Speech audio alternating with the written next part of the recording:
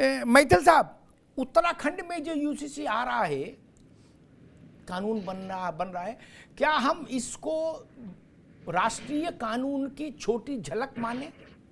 ये देश के लिए एक कॉमन सिविल कोड जो है, यूनिफॉर्म सिविल कोड, ये उसका ट्रेलर है, उसकी झलक है। धन्यवाद अमिताभ जी। जी। और आपने जो प्रश्न किया, बहुत हद तक मैं ये कहूं कि ये तो एक छोटा सा उदाहरण है, झलक है। बिल्कुल सही कहा आपने कि झलक है। जब राष्ट्रीय स्तर पे ये कानून आएगा तो इसमें बहुत सारे विषय जुड़ेंगे और बहुत ही, मैं ये कहूं कि विराट होगा। दूसरी चीज, इस यूसीसी के बाद क्या बदल जाएगा? देखिए, हमारे मौलाना साहब भी बैठे थे, उन्होंने भी शरिया से जोड़ा इस चीज को। मैं यह कहना चाहता हूं बहुत विनम्रता से कि आज सब लोगों की जिम्मेदारी होती है कि आप अपने धर्म के मौलाना हैं तो आपको अपने धर्म में जागरूकता फैलानी चाहिए। इससे ना तो किसी प्रकार की पूजा पद्धति में किसी भी तरह के कोई अवरोध आने वाला है, पहली चीज, क्योंकि ये पूजा पद्धति के लिए नहीं है, ये केवल तलाक के लिए है, विरासत के लिए है, शादी के लिए है और गोद लेने के लिए। आप ये समझिए कि आप ही की भाषा में बोलता हूं, ननकू जो है, ननकू अपनी बीवी को लेके पहुंचा तलाक करने के लिए और वहां पर कोर्ट में खड़े होकर बोलता तो उसके ऊपर हिंदू मैरिज एक्ट लागू होता है और जज साहब कहते हैं चल बेटा तेरे को भरण पोषण देना पड़ेगा। अब रज्जाक लेके पहुंचता है तो रज्जाक को ननकू वाले कानून में सजा नहीं मिल सकती ना, क्योंकि वो तो स्पेशल प्रिविलेज सिटीजन बना हुआ है देश के अंदर। उसके लिए तो एक अलग सिस्टम क्रिएट किया हुआ था मुस्लिम तुष्टीकरण के लिए कि तुम जो चाहो वो करो। लेकिन इस कानून को आने के बाद चाहे वो ननकू हो, चाहे वो रज्जाक हो, चाहे वो थॉमस हो, चाहे वो सिंह इज किंग हो, कोई भी मेरा भाई होगा, उन सब के लिए कानून समान होगा। कि भैया एक बात और जी, एक कुरीति जो समाज में पनपी हुई है, वो पनपी हुई है लीव इन की। इस कानून में उसके लिए भी प्रावधान है और मैं बहुत धन्यवाद करता हूं धामी साहब को कि उन्होंने इसको इसमें सिस्टम में लाए। इस कानून के अनुसार अब कोई भी बच्चा नाजायज नहीं होगा अमिताभ जी। वो किसी भी तरीके से बाप का नाम भी मिलेगा और मां का नाम भी मिलेगा। अगर लिव इन में आप रहते हैं तो आपको जानकारी देनी पड़ेगी। अगर आप जानकारी नहीं देते और पकड़ में आते हैं तो 25,000 रुपए का जुर्माना आपके ऊपर होगा और कानूनी कार्रवाई भी। ये समाज की कुरीतियों को हटाने का एक प्रयास है। ठीक बात, और जेल भी होगी। ठीक बात मैथिल जी, ठीक, अभी रुकना होगा, बिल्कुल ठीक बात है, जेल भी होगी। लिव इन के चलते भी बड़ी समस्या है। लिव इन के विरोध में कोई नहीं, लेकिन लिव इन को व्यवस्थित करना होगा। नाइस, आपको याद होगा जब ट्रिपल तलाक का मसला था तो इसी देश में मौलानाओं के एक वर्ग ने एक इतनी विचित्र बात कही थी जिससे मैं बहुत खिन्न हो गया था। उन्होंने कहा था कि ट्रिपल तलाक का कानून लाओगे तो फिर औरतें घर में मार दी जाएंगी जला के। वो कह ये रहे थे कि खुला छोड़ दो हमको, आना जाना हम तय करेंगे औरत का, 10 अंदर जाएंगी 5 बाहर जाएंगी ये हम तय करेंगे, और नहीं तो हम अंदर ही घर में ओम नमः शिवाय करेंगे, अग्नि संस्कार कर देंगे। नाइस, ऐसा तर्क, इसके बाद भी आप ये कह रहे हो कि ऑप्शनल रख दो। देखिए, आप जब कानून बना तब तो सुधरना मुश्किल है। अरे सुनिए, तो आप अगर हमें बोलने का मौका देंगे तो हमारी बात आप तक जाएगी। आप हमारी बात को अन्यथा ना ले। देखिए, एक तरीका होता है कि जब समाज बिल्कुल स्वीकार नहीं करता, हम लोग भी 10 साल पहले से 3 तलाक का सवाल उठा रहे थे। आते आते बहस चलाते चलाते हम चले गए सुप्रीम कोर्ट, और हलाला में हम चले गए सुप्रीम कोर्ट। जब माहौल बना और चीजें बदल गई, तो मेरा एक सुझाव है कि ऑप्शनल से लेके अनिवार्य तक का एक हम जर्नी करें, ये मेरा महज एक सुझाव है। लेकिन जिसको आप शरिया शरिया कह रहे हैं, वो शरिया लॉ जो है कुरान पे बेस ही नहीं है। हम लोग से ज्यादा आप लोग के ना दर्द है, ना हमारे हिसाब से उतनी जानकारी भी होगी कि हम मुसलमान औरतों ने जिस तरह की ड्राफ्टिंग की और हम सुप्रीम कोर्ट लेके गए, किसी भी मुसलमान मर्द मौलवी के पास एक तर्क नहीं था कि हमारी बात को काट सकता। तो आप हमारी बात को समझने की कोशिश कीजिए। यूनिफॉर्म सिविल कोड के समर्थन में जागरूक औरतें हैं, मैं भी हूं, लेकिन कि और चीजें गड़मड़ हो, क्योंकि इसका फायदा नुकसान सिर्फ हम बहनों को है, हिंदू, पारसी, मुस्लिम, ईसाई सब बहनों को है। तो हम चाहते हैं कि और सबके निजी कानून भी है, तो हम ये चाहते हैं कि अगर ये सुझाव एक रहे कि आप निजी कानूनों में भी सुधार करो, क्योंकि वहां पे भी औरत को इंसाफ नहीं मिल रहा। ठीक है, नाइस, आपकी बात आई और मैं आपकी बात से, आपके मूल भाव से सहमत हूँ। ठीक है, नाइस, रुकना होगा मुफ्ती साहब। ठीक है, नाइस, हमारा एक सुझाव है। हाँ, ठीक, रुकना होगा। मुफ्ती साहब, एक सवाल मेरे जहन में बार बार गूंजता है। हमने तो अपने 5000 साल के पर्सनल लॉज क्या संसद के हवाले कर दिए कि आप मोहर लगा दो, जो सही सो सही, जो गलत बोल दे वो गलत मान लेंगे, छोड़ा सब। क्या तुदीयम वस्तु गोविंदम तुभ्यमेव समर्पये ग्रहण सम्मुखो भूत्वा प्रसीद परमेश्वर। क्या ईसाइयों ने भी किए, सबने किए। आप जरा हमको बता दो, आपने 800 साल में, 900 साल में पर्सनल कानूनों की कभी झाड़ पोंछ करके उनको धूप दिखाई? कभी ये देखा कि इनमें फंगस लग गई? बिल्कुल नहीं। कभी कुछ देखा नहीं? 800 साल नहीं, 1937 से ले लीजिए। कभी आप लोगों ने ऐसी कोशिश की, जो लोग आलिम फाजिल थे उन्होंने कभी ये कोशिश की कि इनमें भाई समय के साथ तब्दीली करो, कि आज भी अरब का घोड़ा दौड़ रहा है? बिल्कुल नहीं। इटावा में गजब बात कि आज भी खजूर का पेड़ यहाँ तो है नहीं। अरे भाई, सबने किए और हिंदुओं से ज्यादा तो कोई कुर्बानी दे ही नहीं सकता पर्सनल लॉज की। हमने तो सारे लॉ ही पार्लियामेंट के अधीन कर दिए थे। मुफ्ती साहब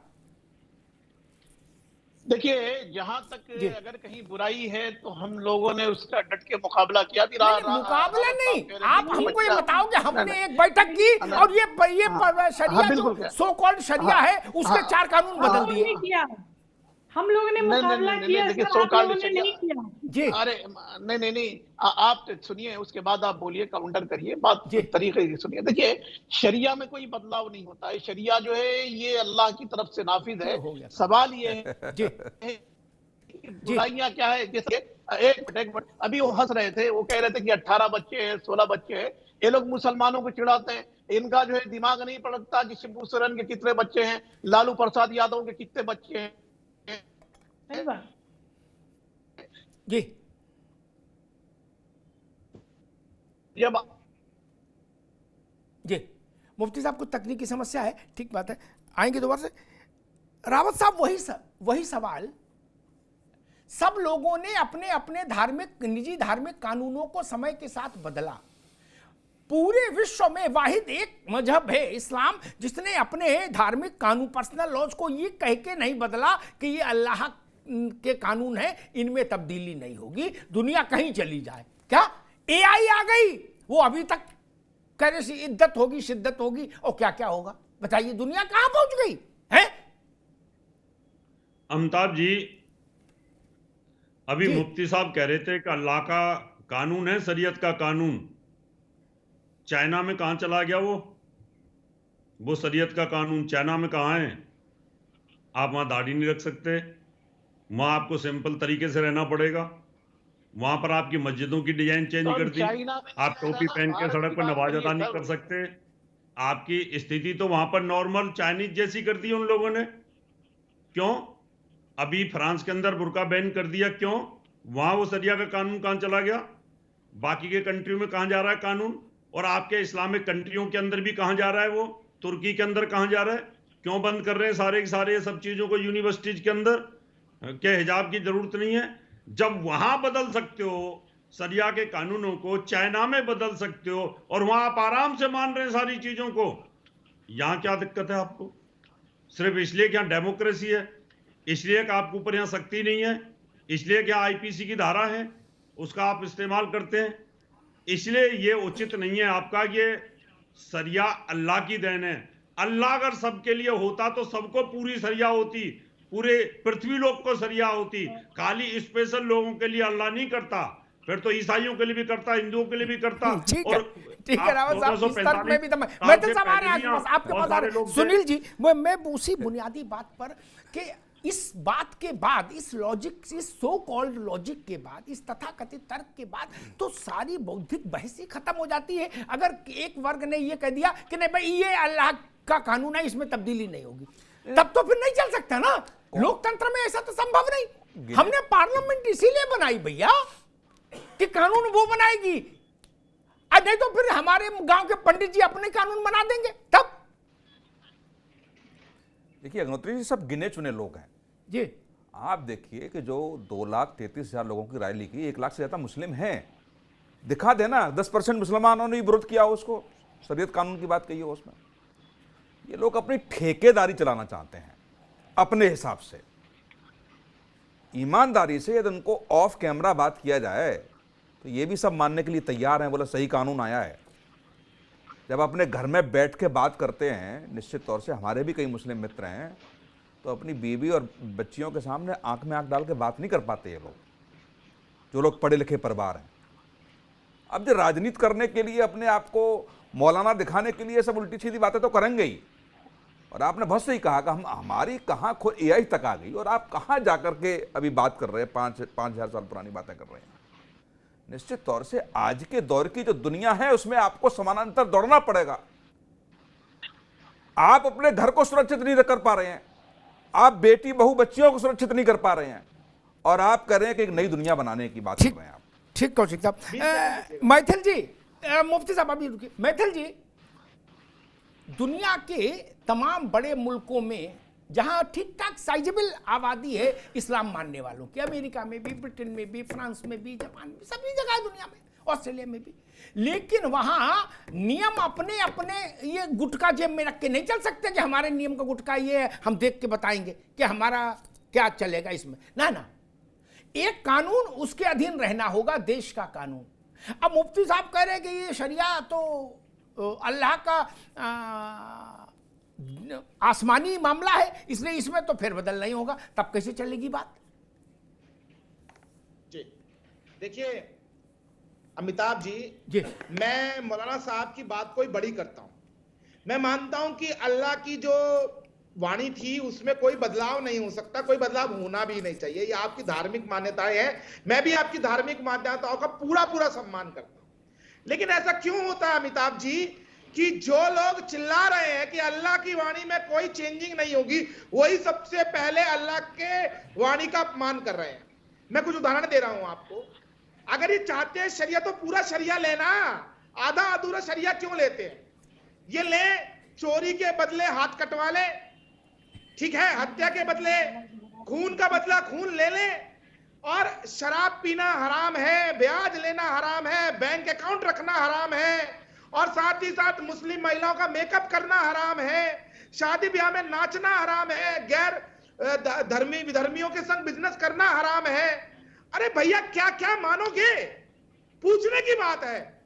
तो या तो आप पूरा सरिया लें या बिल्कुल सरिया ना लें, देश के कानून से चलिए। आधा अधूरा सरिया लेंगे तो परेशानी होगी। तो मेरा इतना कहना है मुफ्ती नईमुद्दीन से कि आडंबर नौटंकी से बाहर आओ। ये नेहरू का नहीं, अब नरेंद्र का भारत है।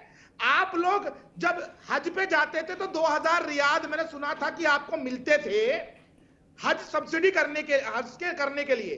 तो आप सोचिए कि आपने कितना अपमान किया है अल्लाह का कि आप हज करने जाते थे तब भी सब्सिडी का पैसा लेते थे। आपके धर्म में तो हराम है ये। तो ये नेहरू का नहीं, नरेंद्र का भारत है। यहाँ पर सबको कानून, ठीक है मैथिल जी, ठीक है। मुफ्ती साहब योर लास्ट कमेंट। मुफ्ती साहब लास्ट कमेंट। ये बात बार बार उठती है, आज से नहीं, जवाहरलाल के समय से उठ रही है कि या तो पूरा शरिया छोड़ो, देश के कानून से चलो, या पूरा शरिया लो। आधा तीतर आधा बटेर ठीक नहीं। अभी वो जी नहीं, देखिए वो मुझे नहीं लगता कि बीजेपी के प्रवक्ता आधा ज्ञान कहां से लेकर के आते।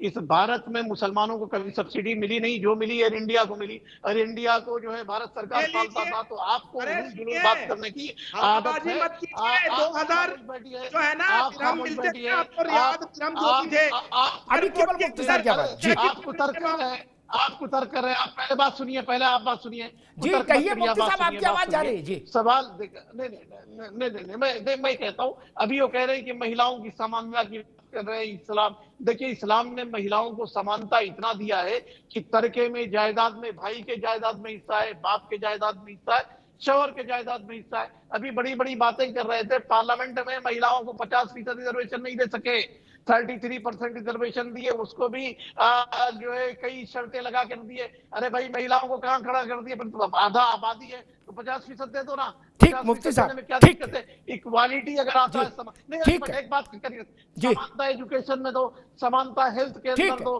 ठीक है, ठीक समानता जॉब में मुफ्ती दो, साहब, किसी को ठीक है। रिजर्वेशन